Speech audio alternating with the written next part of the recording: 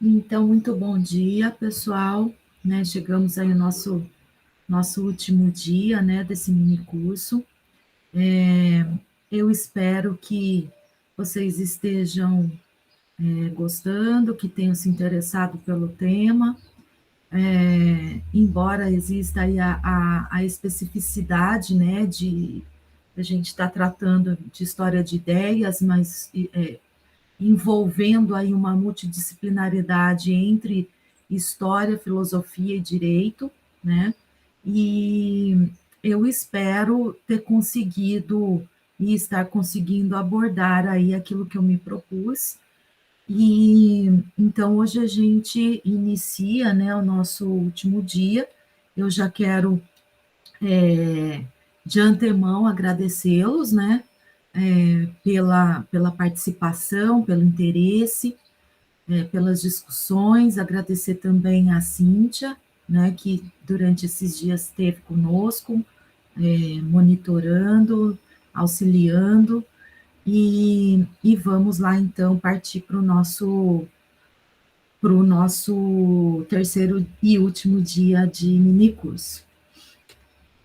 Bom, então só dando uma recapitulada, né, do dia de ontem, que a gente estava falando da teoria clássica, né, do justnaturalismo, principalmente de influência tomista, né, essa doutrina tomística, né, da lei natural, ela não fazia senão repetir a doutrina estoico-ciceroniana, né, que vem lá da Grécia, né, da antiguidade, da lei verdadeira enquanto racional, né. Então, mesmo que exista aí um debate e afirmando-se, né, um lugar comum historiográfico, né, bastante difuso, né, afirmando o contrário, vai prevalecendo hoje, né, a opinião de que o justnaturalismo moderno, que é o nosso tema de hoje, moderno e contemporâneo, que assumiu, principalmente no século XVIII, algumas características acentuadamente laicas, né? A gente sai de uma sacralidade, né? De uma abordagem teológica propriamente dita, e no justnaturalismo moderno passamos aí para as características bastante laicas e no campo político liberais, né? Então, procede em grande parte, né, da doutrina estoico-ciceroniana do direito natural, que foi propagada justamente em razão da acolhida, né, que lhe dispensou o tomismo, né? Nós vimos ontem que Santo Tomás de Aquino, né, que seria aí o maior expoente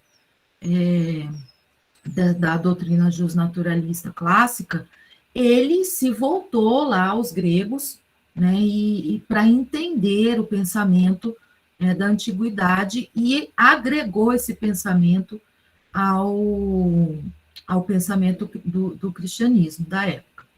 Então, isso se deu, sobretudo, na medida em que essa corrente tomista se opôs energicamente a partir do século XIV, mas principalmente no século XVI, né, na época da Reforma, ao voluntarismo teológico inspirados principalmente nessas teses de Guilherme de Ockham, que se punha como uma fonte primeira de toda a norma de conduta e como fonte de legitimidade da autoridade política à vontade divina, né? Então, aí vocês percebem que no mesmo momento, né, basicamente, antagonismos, né, de uma mesma escola. Então, essa fonte, né, legítima da autoridade política decorrendo da vontade divina e, consequentemente, da Sagrada Escritura, né? Então, entre esse voluntarismo e o justnaturalismo de inspiração tomística, né, os teólogos juristas espanhóis do século XVI, né, entre eles o maior de todos, que é Francisco Soares, que trataram amplamente do direito natural e tentaram aí uma mediação, um meio termo entre essas duas correntes antagônicas da mesma escola, lembrando. E nós temos aí, justamente, né, foi justamente em polêmica, né, com esse voluntarismo das alas extremas, principalmente do calvinismo, que nasceu a doutrina considerada como origem do justnaturalismo moderno, né, inspirada em Hugo Grocio, né, que é a doutrina desse holandês Hugo Grocio, enunciada no De Iure Belli ac Pacis, de 1625. Então, nessa obra, o autor, né, ao pôr o direito natural como um fundamento de um direito que pudesse ser reconhecido como válido por todos os povos, né, aquilo que virá a ser o direito internacional atual. Então, o Grocio afirmou que tal direito é ditado pela razão, sendo independente não só da vontade de Deus, como também da sua própria existência, né? Porque ele é superior ao próprio ente, né? Então, essa afirmação, tornada famosíssima, né? Ela surgiu na época iluminista, como revolucionária e precursora da nova cultura laica e antiteológica que o justnaturalismo de Grocio teria aberto, né, o caminho do campo da moral, do direito e da política. Então, ele agrega esses três grandes campos, né, para a formulação da sua teoria. Então, a doutrina de Grocio, ela atuou historicamente nesse sentido, embora a tese da independência da lei natural em relação a Deus, ela repetisse velhas fórmulas escolásticas, né, vinculadas aí à polêmica entre o justnaturalismo racionalista, de Tomás de Aquino, por exemplo, e o voluntarismo, e remontasse nada menos que ao imperador romano Marco Aurélio, que era um estoico, um dos mais famosos seguidores da filosofia estoica.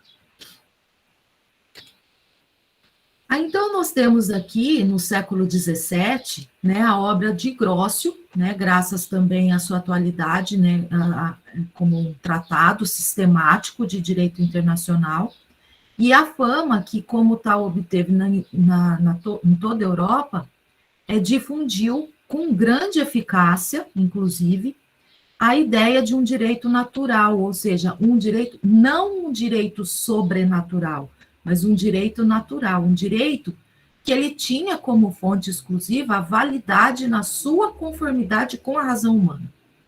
Então, esse conceito do direito natural, ele influenciou profundamente a difusão da ideia da necessidade de lhe adequar o direito positivo e a Constituição Política dos Estados, bem como a legitimidade da desobediência e resistência às leis e constituições que eram consideradas inválidas. Por quê? Porque elas não se adaptavam a essa conformidade com a razão humana. Então, surge aí a figura da legitimidade à desobediência da lei inválida. Então, aliás, essa tendência, ela se desenvolveu também à margem da influência direta do justnaturalismo, inspirado por Grocio, né, ou também dele derivado, porque vieram outras, né, que beberam dessa fonte, e tendo se encontrado na Inglaterra, né, com a antiga tradição constitucionalista do país, que já havia, então, estabelecido limites ao poder real, e achou uma forma precisa, né, nos dois tratados sobre o governo de Locke, escritos por volta de 1680, publicados em 1690. Então, além disso, o justnaturalismo do século XVII, né, tanto quanto fora para Grocio, ele também foi de grande importância como um fundamento teórico para o direito internacional, como a gente mencionou. Então, quase todos os tratados de direito internacional daquele tempo, eles têm por título do direito natural e das gentes. Então, vejam a grande, né, a imensa influência que teve a teoria de Hugo Grocio para, inclusive, para os nossos dias, né, para o desenvolvimento, para o surgimento e desenvolvimento do direito natural que a gente conhece hoje, do direito internacional que a gente conhece hoje.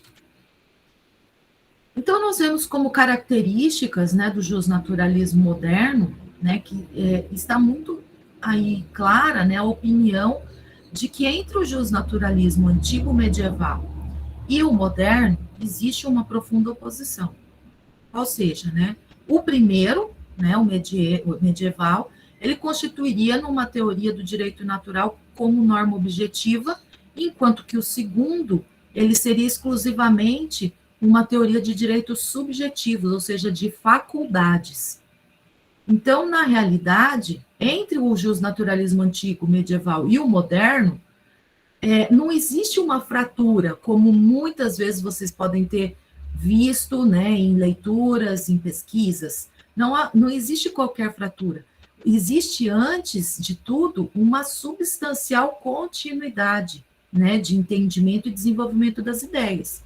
E é certo, né, afirmarmos, no entanto, que o justnaturalismo moderno ele ressalta fortemente o aspecto subjetivo, né, do sujeito, né, do direito natural, ou seja, os direitos inatos, né, deixando aí obumbrado, né, deixando aí caracterizado seu correspondente aspecto objetivo, né, o da norma, em que haviam geralmente insistido os justnaturalistas antigos e medievais até o próprio Grócio. Então, é precisamente em razão dessa característica, né, que o justnaturalismo moderno, né, dos séculos 17 e 18, ele vai moldar profundamente as doutrinas políticas de tendência individualista e liberal, expondo e com firmeza, né, a necessidade do respeito, né, por parte da autoridade política daqueles que são declarados direitos inatos do indivíduo, né? Como, por exemplo, o direito à vida, o direito à liberdade, o direito à livre expressão, dentre vários outros. Então, o próprio Estado, ele é considerado, né, no justnaturalismo moderno, mais como uma obra voluntária dos indivíduos do que como uma instituição necessária por natureza. Então, vejam aí a alteração que houve, né, daquele momento em que o Estado é que determinava a conduta, né, dos súditos, né, dos subordinados, passando agora como o Estado sendo uma obra voluntária dos indivíduos. Então, que é mais do que como uma instituição necessária por natureza, que era o que ensinava a maior parte das doutrinas clássicas e medievais. Então, para os justnaturalistas modernos, né, os indivíduos, eles abandonam o estado de natureza, né, diversamente entendido, mas sempre carente de uma organização política, e fazem surgir, então, o Estado politicamente organizado e dotado de autoridade. Que autoridade é essa? Né? A fim de que sejam melhor tutelados e garantidos os seus direitos naturais. Não o interesse do Estado, é o interesse dos indivíduos. Então, o Estado, ele é legítimo na medida em que e enquanto ele cumpre essa função social, que lhe foi delegada mediante pacto estipulado entre os cidadãos e o soberano, através do contrato social que a gente viu ontem, né, um pouquinho, né, de Jean-Jacques Rousseau. Então, em algumas doutrinas justnaturalísticas modernas, né, o individualismo ele é levado até o ponto de se considerar a própria sociedade como efeito de um contrato entre os indivíduos. Né? Então, a gente estaria lá na ponta mais elevada, né, desse entendimento moderno do justnaturalismo da época. E o contrato social, então, né, por sua vez, ele se desdobraria em dois momentos, o pacto de união e o pacto de sujeição. Mas isso é mais raro do que comumente se crê, né, porque também, entre os próprios justnaturalistas modernos, o estado de natureza é geralmente representado como uma forma de sociedade. Mas, nesse caso, é uma sociedade tão precária e incerta ainda, né, que se torna conveniente, né, muito, inclusive, sair dessa situação para fazer surgir uma instituição jurídico-política organizada. Bom, então a gente apresenta, né, como conceitos característicos do justnaturalismo moderno os direitos inatos, né, o estado de natureza e o contrato social. Então, conquanto diversamente entendidos por vários escritores, são os conceitos característicos do justnaturalismo moderno, obviamente com pequenas variações entre pensadores, né, da época. Então, acham-se de tal modo presentes, né, em todas as doutrinas, né, do direito natural dos séculos 17 e 18, que se pode falar aí, na verdade, impropriamente, de escola do direito natural. Porque há quem diga que o direito natural só surgiu nessa época, né? E a gente pôde perceber, né, ainda que brevemente, que não é bem assim a história, né?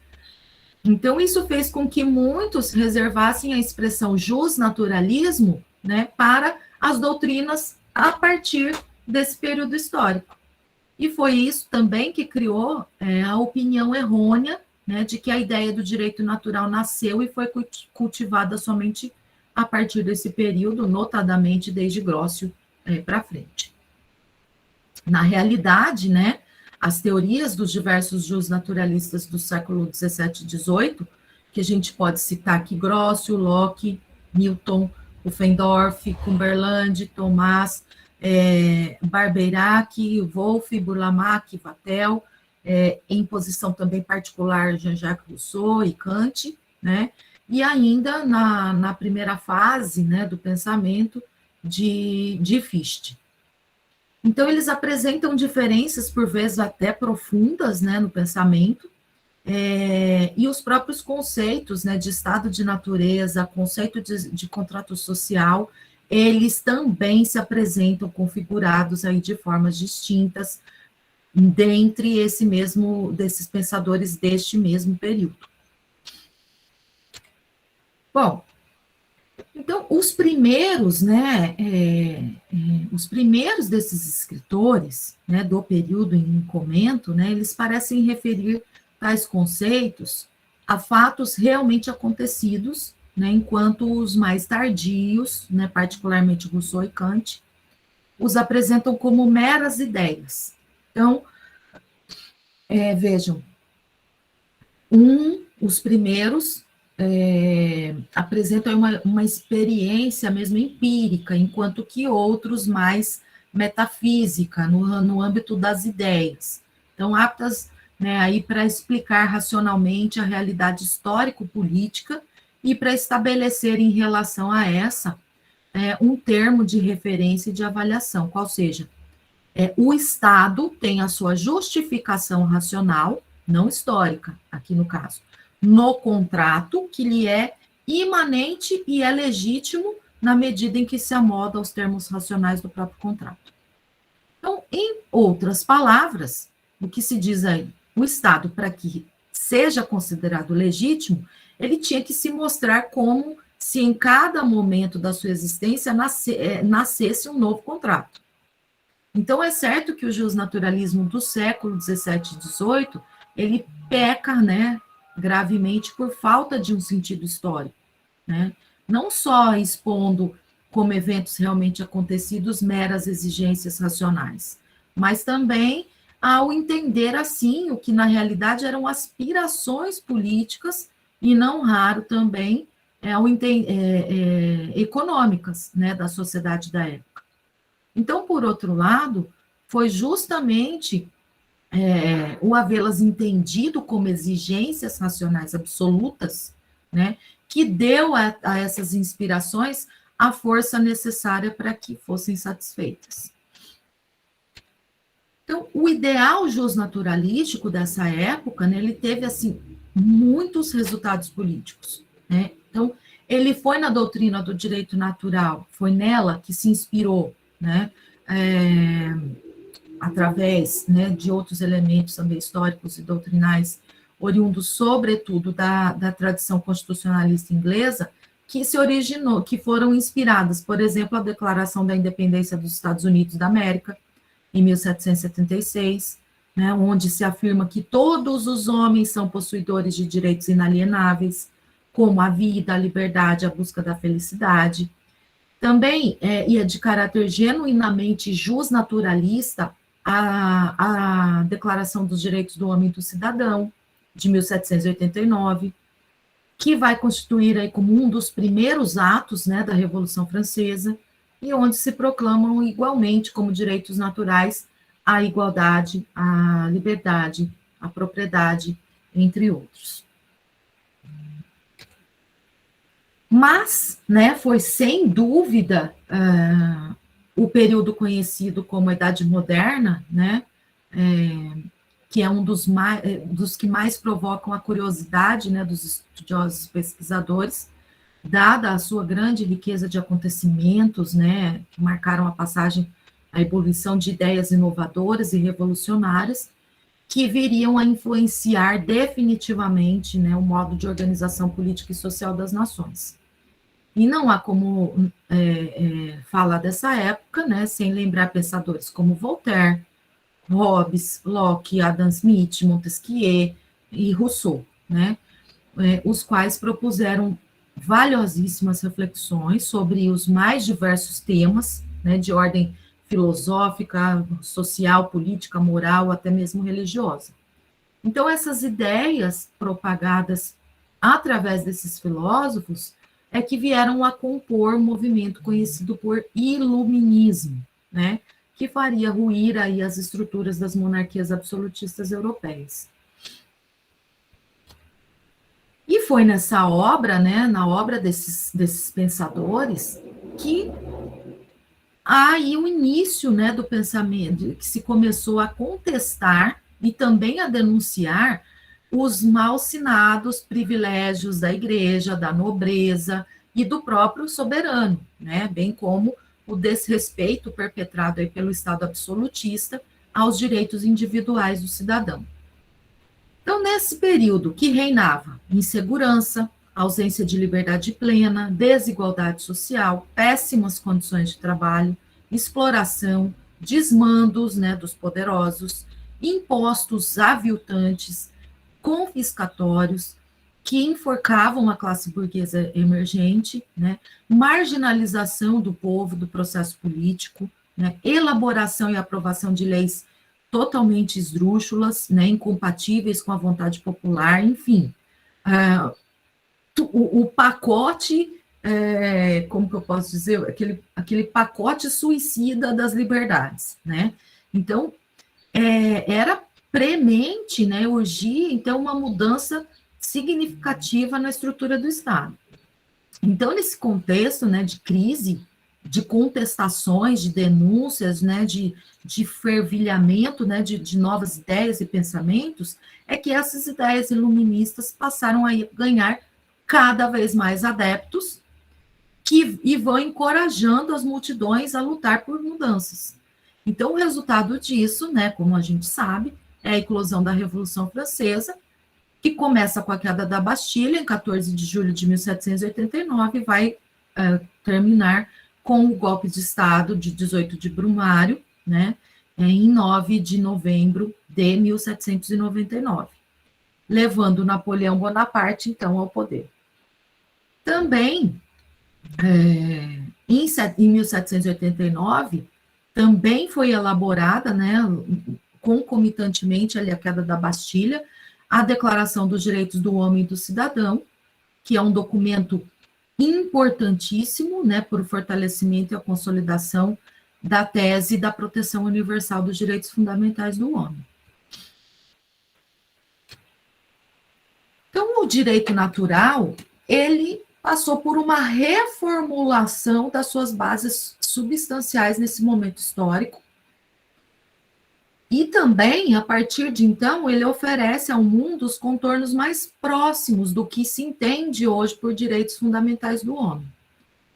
Então, a transição da Idade Média para a Idade Moderna, ela vai começar a ser delineada, né, com a passagem do feudalismo para o capitalismo.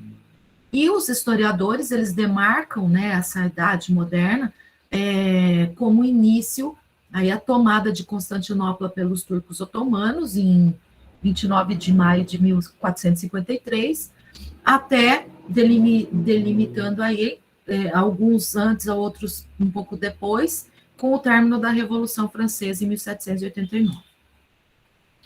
Então, a característica principal, né, desse período, né, pelo menos no que diz respeito à filosofia, diz respeito à busca pela explicação do que estava acontecendo com a sociedade, dos fenômenos sociais borbulhantes, fenômenos políticos que estavam acontecendo, se alterando, e não mais por um prisma transcendental, né? Porém, por um ângulo eminentemente racional, segundo exigências humanas, né? Então, assim também os conceitos de Estado, os conceitos de direito, eles passam a buscar uma legitimação, né, num ideal de justiça com fundamento na razão humana de maneira inamovível. E então abre-se, né,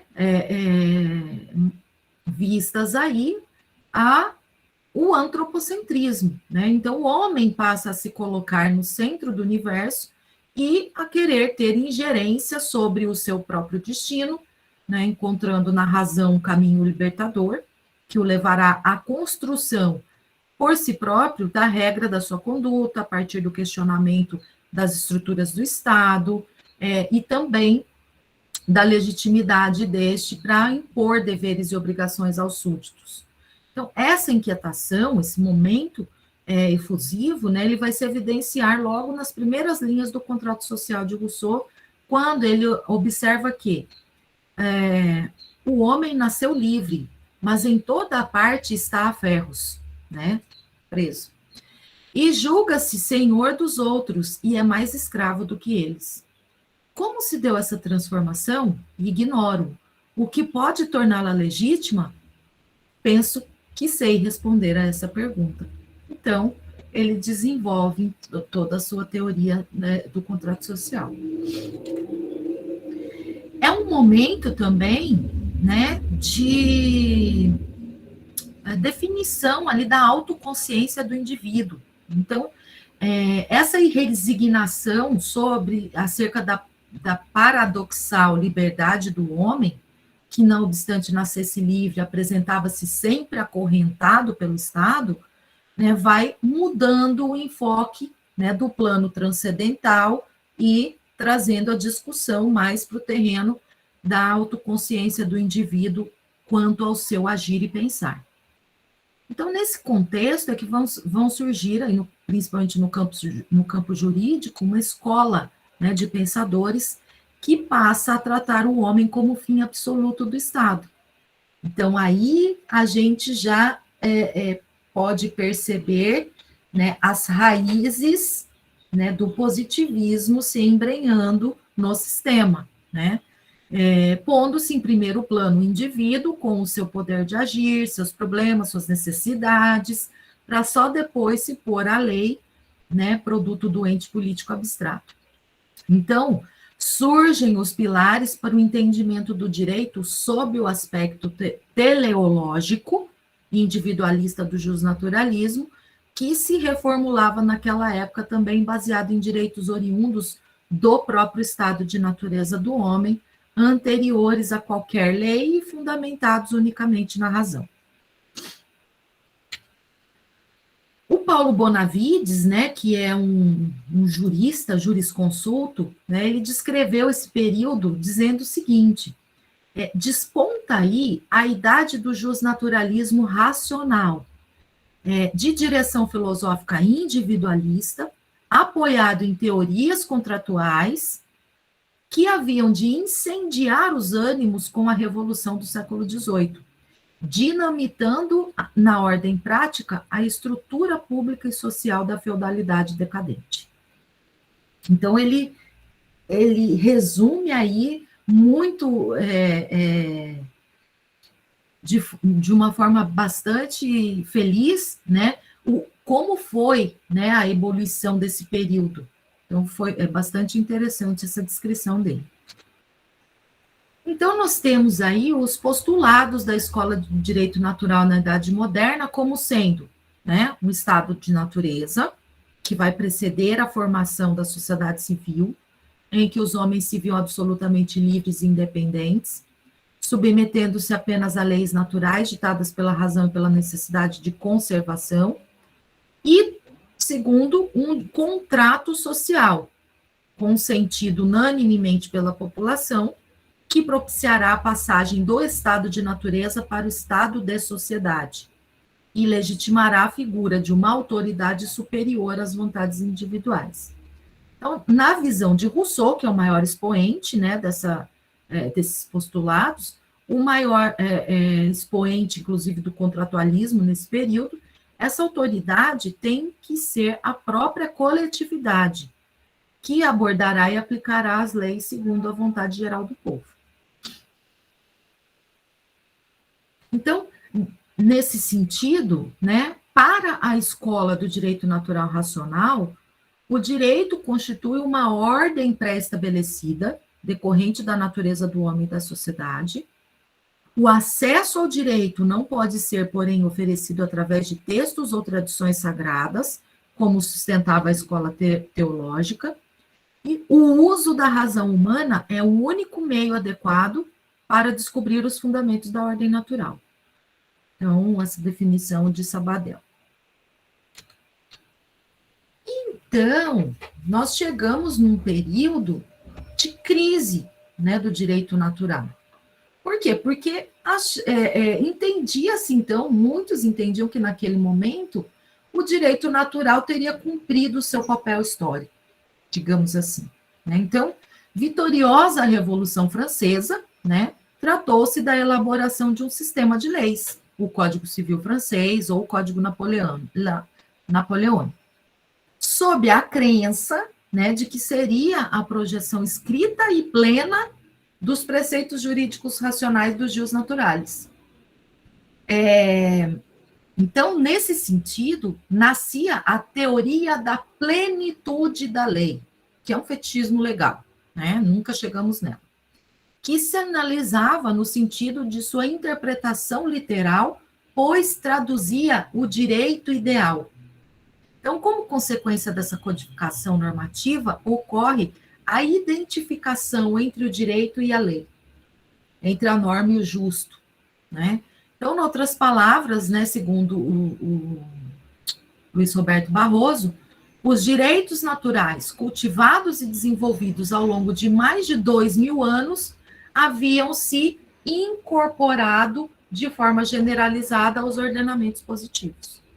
Então, dessa forma, com a positivação do direito natural, ocorre a sua superação histórica, né? Uma vez que, com a transposição de todos os seus preceitos para códigos, né, o que levou os teóricos a abandonar as especulações justnaturalistas para, então, enaltecer as virtudes da lei, não se poderia aceitar outro direito que não o direito positivo, pois era a concreção, né, ou seja, o ápice, né, do direito justo. Então, assim, a ideia do direito natural completa-se desse modo, com a realidade da sua existência positivada, com o que se supera, perdendo o seu sentido original. Então, é um momento em que se entende que o direito natural havia morrido. Assim, né, na base do direito natural clássico, havia sua racionalização por meio da filosofia clássica grega, né, da influência cristã e tomista, e na base do direito natural moderno, o legislador, que por meio do contrato social, ele auria legitimidade de dizer o direito, identificando os valores e vertendo esse direito em direito positivo. Então, nesse ponto, nós temos o convencionalismo, né, a convenção, e o positivismo como sendo os pilares, né, os sustentadores do direito natural moderno, e que, não obstante, foram infirmados, né, pelos questionamentos que o próprio contrato social e a sua legitimação produziram, ao avançar com a mescla do direito positivo com o direito fruto da razão filosófica. Então, isso, por consequência, né, deu aso aí ao individualismo, né, que não mais aceitou como pacíficos os argumentos de o direito natural ser obtido das tradições ancestrais, da verdade divina revelada e também da lei positivada. Então, a gente precisa abordar aqui o positivismo, mas aqui eu coloco, né, o positivismo não somente o jurídico, né, o positivismo jurídico, mas a corrente filosófica denominada positivismo, tá? Fruto do iluminismo e idealizado na doutrina do alvorecer das ciências naturais, né? Ele assentava que todo conhecimento, para ser aceito como verdade, ele dependia da demonstração empírica, comprovação no mundo físico. Então, desse modo, dificultou-se sobremaneira, né, a aceitação de valores naturais inerentes ao ser humano enquanto ser humano, posto que dificilmente são demonstrados categoricamente na prática, né, porque eles transcendem o entendimento empírico e prático, né? O positivismo filosófico, então, ele sustentava, de certa forma, o historicismo, né? Razão porque este pensador, esse filósofo, Léo Strauss, né, que é um judeu-americano, ele impingiu a ambos, né, e também ao convencionalismo, os maiores impeditivos do direito nacional, natural realista. Então, ele apresenta 3 problemas, né, do direito natural realista: o positivismo, o convencionalismo e o historicismo. Então, o Léo Strauss, né, ele assenta, né, retratando o processo, né, de substituição da filosofia pela ciência, que a vitória da nova filosofia ou da nova ciência, ela foi decidida pela vitória de que a sua parte mais decisiva, né, designadamente a nova física, né, então essa vitória teve como consequência eventual tornar essa nova física a nova ciência da natureza em geral. Então, substituindo essa nova física pela ciência da natureza em geral, independente, né, do corpo filosófico remanescente, que desde então veio a chamar-se de filosofia, em contraposição à ciência, né? E, de fato, a ciência ascendeu aí a uma posição de autoridade sobre a filosofia. Então, nesse sentido, o Léo Strauss, ele aponta, né, como sustentáculo, né, dessa crise do direito natural moderno, o seguinte: ele menciona que o direito natural é hoje rejeitado. Então, não só porque se considera que todo o pensamento humano é histórico, mas igualmente porque se pensa que existe uma variedade de princípios imutáveis de justiça ou de bondade que conflitam um com os outros, sem que se possa demonstrar a superioridade de um princípio sobre os restantes. Então, ele ressalta, né, a sua visão de identificação e de aceitação, né, de valores básicos, imutáveis, atemporais e extraterritoriais inerentes à própria natureza humana. Então, como eu mencionei para vocês, né, ele aponta o convencionalismo, né, pelas razões já mencionadas anteriormente, de ter servido, né, de ter se servido aí a substituição desses valores imutáveis de justiça por valores positivados, né, pelo legitimado ao poder. Então, nessa época, ele tece críticas a Weber, né, que é um cientista social que firmou a sua doutrina sobre bases metodológicas do historicismo e do cientificismo positivista, assim como ele efetiva uma reinterpretação das obras clássicas de Hobbes e de Locke, quanto ao direito natural moderno, e também de Rousseau e Burke, quanto à crise do direito natural moderno.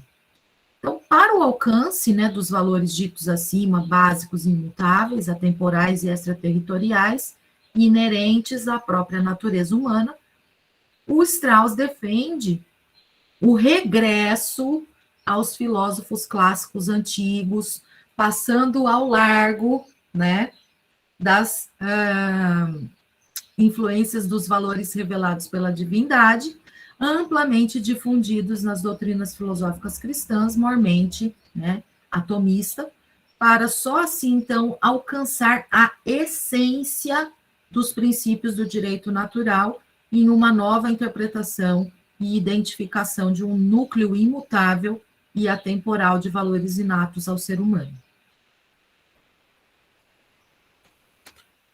Então, aqui eu trouxe um fluxograma, né, bem simples, né, do que representa, né, essa visão da crise do direito natural, né, para o Léo Strauss, e os óbices ao direito natural e as suas ações paulatinas na provocação da crise da modernidade que afeta, por consequência, o direito natural. Então, ele aponta, né, aqui, os impedimentos, né, ao direito natural, como aqueles 3 que eu mencionei, positivismo, convencionalismo e historicismo, que geram, né, por sua vez, crise das autoridades, né, legitimadas, e essa crise vai se bifurcar em 2 outras crises, que são as das tradições ancestrais e das verdades divinas reveladas, e essas crises,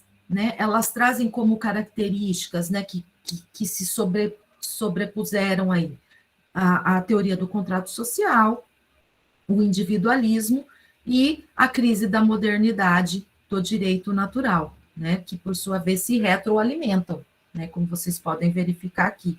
Ela tanto vem de cima para baixo, como ela retorna, né, gerando aí um círculo vicioso.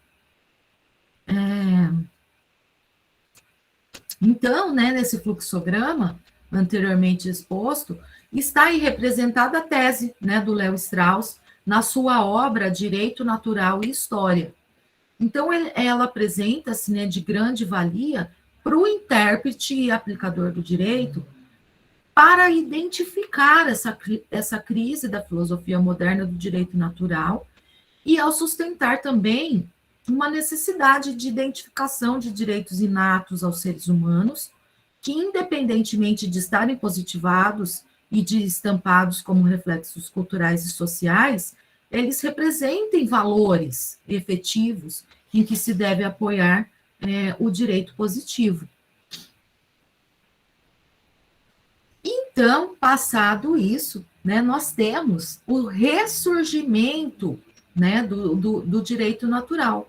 Então, com o desaparecimento, né, dessa concepção clássica, né, de natureza inteléquia, né, inteléquia seria, portanto, aí a tensão de um organismo para se realizar segundo leis próprias, passando da potência ao ato, ela tem fundamento aristotélico.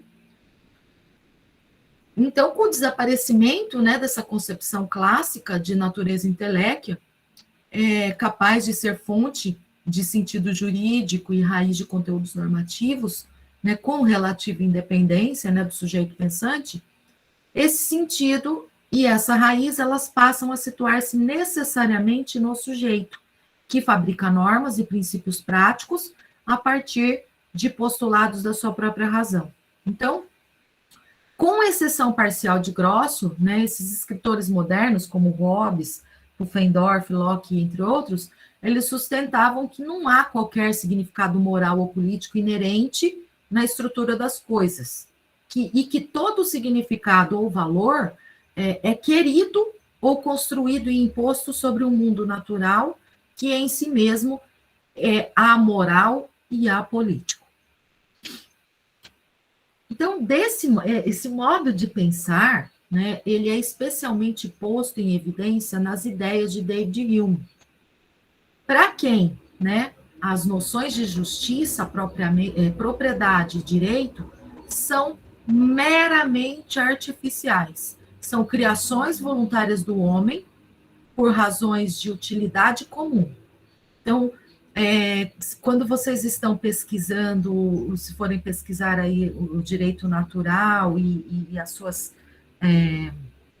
escolas e tal, Uma das chaves, né, que vocês encontrarão em vários textos é o que a gente denomina de falácia de Hume, tá? Então, muitos filósofos, pensadores, né, filósofos, se debruçaram em refutar, né, esse espectro abordado por David Hume, né, dessas noções de justiça, propriedade e direito, que, no entendimento deles, são meras ficções, né, criações voluntárias do homem por razões de utilidade comum. Então, nessa perspectiva, né, o espaço antes ocupado pela lei natural ele foi preenchido por um direito racional, construído pelo sujeito de modo dedutivo, a partir de postulados da sua própria razão. E é esta, né, e não outra, a fonte dos sistemas modernos de direito natural que precederam aí a codificação, o constitucionalismo racional normativo e o sistemismo jurídico do passado aí, século XX, não tão longínquo. Então, o justnaturalismo, ele viu-se revigorado, né, após a sua crise, a partir da segunda metade do século XX, após a Segunda Guerra Mundial. Em razão do quê? Frente à necessidade de reincorporar valores antes esquecidos, mas que se mostraram imprescindíveis para a proteção do ser humano em face às barbáries e arbitrariedades perpetradas por regimes totalitários. Então, a racionalidade em que se radicava, né, o direito natural, desde a Idade Média, passando pela modernidade, atrelou-se à necessidade de se evocar a justiça em suas variadas dimensões, como fundamento mesmo dos sistemas jurídicos que nasciam no pós-guerra. Então, tem uma pergunta que não quer calar, né? Mas, essencialmente, o que se perquire aqui é: ainda há cabimento em falarmos em justnaturalismo em sociedades marcadamente impregnadas por um crescente individualismo, estimulado mesmo pelo desenvolvimento de novas formas e arranjos econômicos, bem assim frente à construção de textos legais cada vez mais estritos sobre o ângulo da condição humana, restrições que se justificariam pelo apego ao utilitarismo e às condições econômicas da reserva do possível? Né? Então, a gente tenta, né, colocar a questão da carga, da necessidade, né, dessa carga axiológica do direito natural, né, dos valores, né? Então, eu destaco aí a carga axiológica que o direito natural carrega consigo desde sempre, né, sendo intrínseco ao justnaturalismo a existência de valores, deles sendo indissociáveis, né, sob pena de descaracterização da sua própria formação. Então, os valores, eles dão o tom a esse pensamento, né, na medida em que ele vai balizar as suas ideias, sempre voltadas para a consecução do justo. Então, foi revolvendo aqui, foi o horror, né, vivido na Segunda Guerra Mundial o responsável por colocar em xeque, né, o positivismo jurídico como pensamento filosófico dominante na primeira metade do século XX.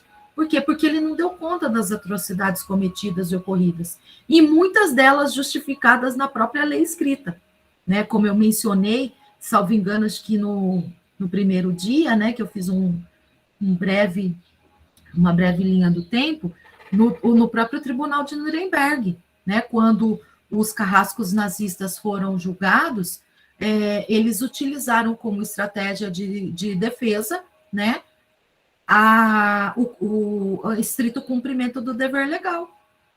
Né? Então, aquilo que estava previsto na lei positiva, eles executaram. Então, se eles não o fizessem, eles estariam desrespeitando a norma imposta. Então, depois das revelações, né, do ultraje à dignidade humana, inspirou-se uma série de reflexões, né, entre os considerados vitoriosos, inclusive com a incorporação da dignidade humana aos seus projetos políticos de reconstrução social e proteção do homem, com vistas aí a coibir qualquer possibilidade de reincidência, para que aquilo não viesse a ocorrer novamente. Então, como resposta, né, a todos esses acontecimentos, era premente, imprescindível que se refizesse toda a ordem jurídica vigente. Por quê? Porque acreditava-se que o direito existente ele teria chancelado, ele teria carimbado, né, a ocorrência desses absurdos, na medida em que os atos praticados naquela época estavam tutelados pelo ordenamento jurídico válido dentro do Estado. Então, apresentam-se aí novos parâmetros, né? Importa ter em mente aí o pós-segunda guerra como o surgimento desse, a gente coloca como marco temporal, né? Como o surgimento de novos parâmetros para o direito, né? Em virtude do seu grande afastamento da moral, né? E a tentativa de se corrigir isso. O desrespeito perpetrado foi tão grande que era impossível continuar vivendo sob as mesmas regras, né? De tempos tão sombrios para toda a humanidade. E como consequência, né, desse momento histórico, houve a necessidade de resgate, né, do valor intrínseco que todo homem carrega dentro de si, né, inerente à sua essência, apenas pela simples qualidade de ter nascido como exemplar da espécie humana. Então, o homem, ele é dotado de moral, razão, discernimento, configurando então uma afronta a ser subjugado por seus pares, transformando-o em coisa. Então era preciso resgatar essa dimensão valorativa da lei, dando-lhe uma nova configuração para ter força de superação e de recomeço como um novo referencial para os ordenamentos vindouros. E apresenta-se então o neo-jusnaturalismo. Há quem diga, que eu ressalto aqui, né, que existem estudiosos que refutam essa terminologia, tá? Mas eu coloquei aqui somente para termos didáticos, mesmo para diferenciação daquilo que a gente vem estudando desde quarta-feira, né? Então, nesse momento, houve uma retomada do justnaturalismo, por derivar da sua essência, né, sem sequer a necessidade de perquirir aí sua garantia dentro do ordenamento jurídico, o qual o indivíduo está inserido, porque são valores não outorgados pelo Estado, mas inatos, inerentes ao homem. Então, o novo Estado, né, com a mudança, né, de parâmetro, de paradigmas, bem como elevando o valor da dignidade, ele passa a existir em função da pessoa humana, não mais o contrário da forma como vinha sendo conduzido preternamente. Então, o sentido, a finalidade e o exercício da atividade estatal só possuirá legitimidade se estiver em conformidade com o novo fundamento de validade. Então, o Estado passa a servir como um instrumento garantidor, né, e de promoção da dignidade das pessoas individual e coletivamente consideradas. Então, já partindo, né, para o final, né, nós temos aí os caminhos, né, do justnaturalismo no século XXI. Então, o direito natural, ele vem apresentado como uma alternativa, né, para os horrores vividos durante o conflito bélico mundial. Na verdade, ele era uma reação às atrocidades mesmo realizadas sob o manto da lei. E o neoconstitucionalismo foi fruto dessa resposta, né? Buscava-se a melhor constituição possível, justificada numa ordem superior. Então, cabe aqui apontar, né, o conceito de direito cunhado por Gustav Radbruch, como uma realidade, como sentido, é o de estar a serviço de valores. Somente encontra esse desiderato se servir ao valor jurídico, à ideia de direito, e essa não pode ser outra senão a justiça.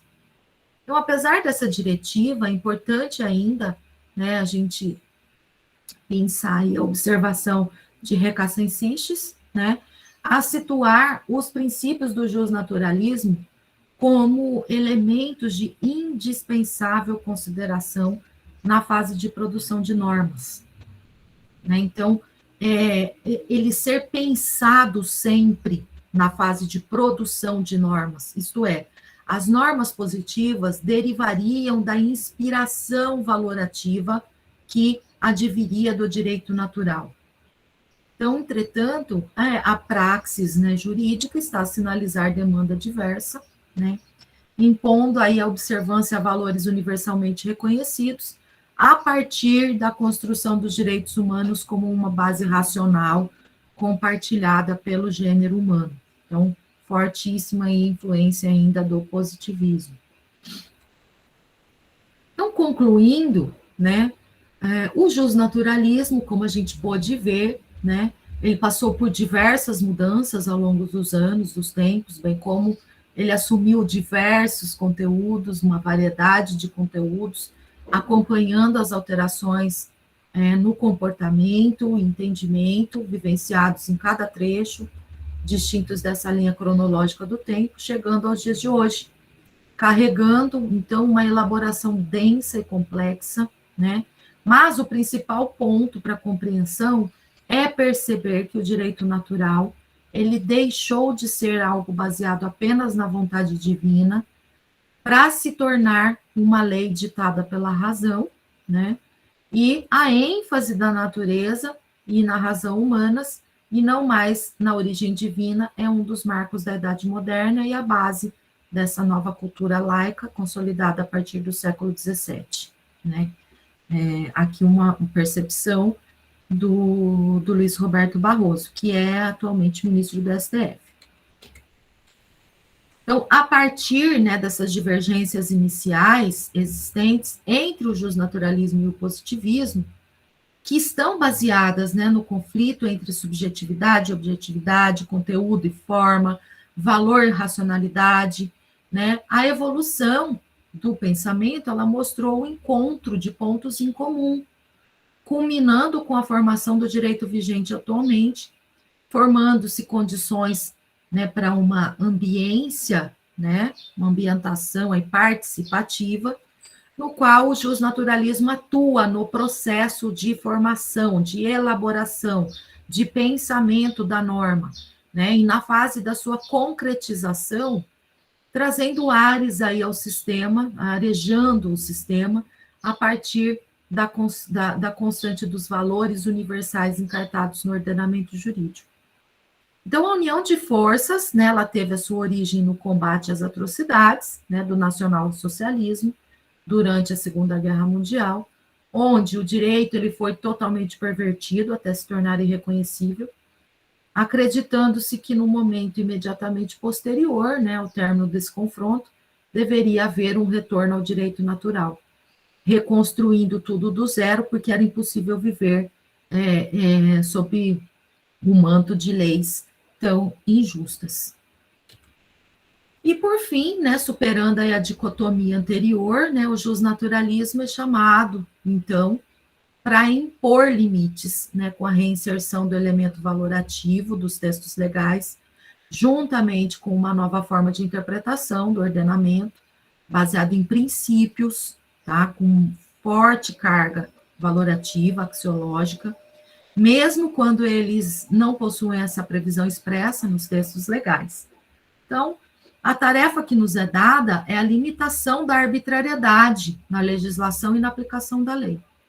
Então, vive-se um tempo onde o justnaturalismo ele serve de argumento, né, para a proteção de direitos indisponíveis do ser humano, o conteúdo mínimo inerente a cada pessoa em virtude tão somente do seu nascimento, o núcleo intangível pelo Estado, ou por outro semelhante, protegendo-os contra qualquer forma possível de arbitrariedade.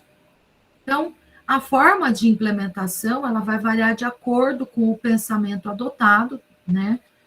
Todavia, é consenso, né, que os ordenamentos são abertos na realização dessas interpretações, não há um rol exaustivo de possibilidades, nem de limitações, importando apenas aí a maior efetividade possível, né, do conjunto normativo da dignidade da pessoa humana como valor supremo dos ordenamentos jurídicos atuais. Então, eu finalizo aqui, já novamente agradecendo, né, a todos pela participação e colocando à disposição para questionamentos, comentários, debates, perguntas, enfim, colocações que vocês tiverem também. Muito obrigada novamente, gente. Bom, gente, eu agradeço, né, mais uma vez, e me coloco à disposição de vocês, né, caso precisem, caso queiram entrar em contato, caso queiram trocar ideia, enfim. Eu queria só mostrar aqui para vocês, né, algumas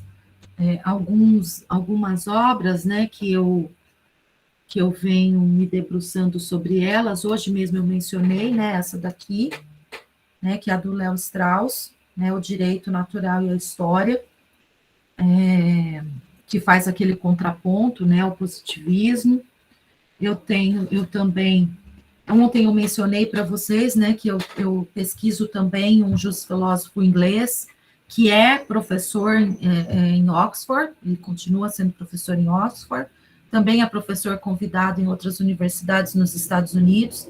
Ele é um australiano naturalizado inglês, e essa daqui é esse livro aqui, né, que eu mencionei para vocês ontem. O nome dele é John Mitchell Finnis. Ele escreveu um livro que se chama Natural Law and Natural Rights, e a lei natural e os direitos naturais. Também me debruço sobre ele.